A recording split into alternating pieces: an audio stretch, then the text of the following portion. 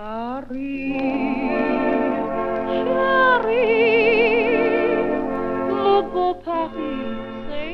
photographers, and welcome to Paris Set Me Free, creative photo tutorials. If you can hear a strange scraping, we're having the garden done, so we've got a guy hacking away at one of the walls, so that's my excuse, sorry about that.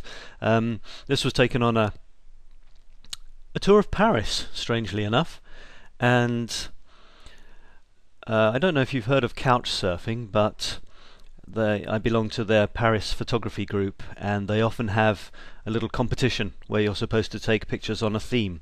And although I wasn't thinking about a theme, I ended up sending this one off to it after the competition had closed. The theme was Vive la France, but I couldn't find anything in my head before the end of the competition. But looking back, I thought, well, this is kind of Frenchy, isn't it? You couldn't get much more Parisian in any case. Look at that. It's one absolute wall of Parisian images. Let me just go through. This is one of the ones. I don't know if this is one I chose. I had a few, of course. Here's another one. There's a hand has crept in, and if you see, the composition is different. It's more leaning slightly this way, whereas the previous one here was oh yeah, that was also leaning that way. Fair enough. So there's a hand has crept in, and you've got some gloves there. There could be some sort of link between the gloves and the hand, maybe. But I've also got a bit of this bench or something which has stopped the frame from being entirely filled by the subject, so I might bear that in mind as I go through and select. Similar one, much closer in. What's nice about this shot is that you've got these massive tiny images, which I think are fridge magnets, enamelled plaques, and these are posters. So you've got this, it's exactly the same idea, this kind of grid of images, Paris images, but this one is much smaller and this is much bigger. So you can start to think about filling the left-hand side of your picture with about 3 rows or columns of these, and the rest of the picture exactly the same idea but much smaller. It's quite fun.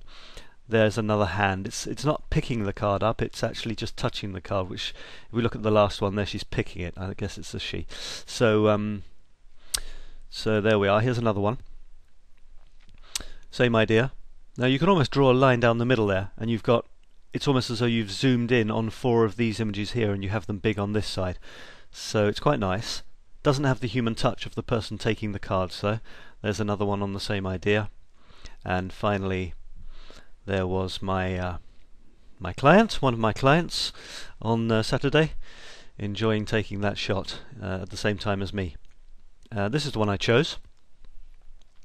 As you can see, I went for the one where there's no hand, and the image is absolutely chock-a-block of these little rectangular images of Paris, repeated, repeated, repeated. All sorts of them though. Anything from the Moulin Rouge, a lovely dancing girl there, to something classic that we find in the Louvre, the Mona Lisa, or La Joconde as they call it.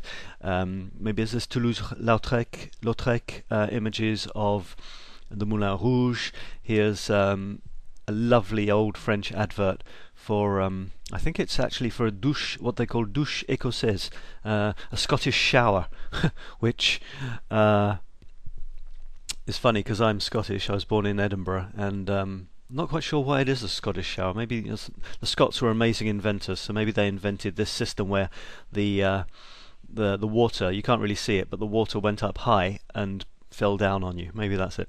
Anyway, just this mass, and if you look in these, if you zoomed in on these, or you looked at the bigger image, which you can't see here, you'd see all sorts of fascinating little images, every single one almost relating to Paris. You know, there's the Eiffel Tower, there's the Arc de Triomphe, there's Notre Dame, Mona Lisa. Obama's in there for some reason, not sure what he's doing there. Maybe there's some sort of, this is probably text in French. There's a bit of a word half chopped off. There it is again, Paris. What's that? Dancing couple. Anyway, one of my favourites, my absolute favourite, is the Black Cat, Le Chat Noir, which I think was the name of a cabaret from a long time ago. So really nice image, and it's strong because you have filled the entire shot with this. There's no distractions. If it were only images this size, it would be a little bit too wallpapery.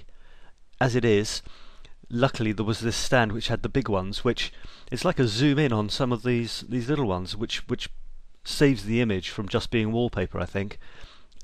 And I could have gone for one where the hand was in the shot, but decided not to in the end because I don't know. I could have gone for it, the human touch, but I thought I would just draw back, fill the frame with this, and say, Paris in your face. There it is. I've obviously brightened it up slightly, but it almost didn't need it. It was such a nice bright image. Right, well, there's a short one for you today. That's all. Thanks for visiting. You can see a higher quality version of this on the blog at parissetmefree.blogspot.com. And thanks for visiting. See you next time. Bye-bye. Depuis que je suis à Paris, le jour et la nuit, je suis gris. J'ai compris la douceur de vivre. Je suis fou de joie, je suis ivre. Depuis que je suis à Paris.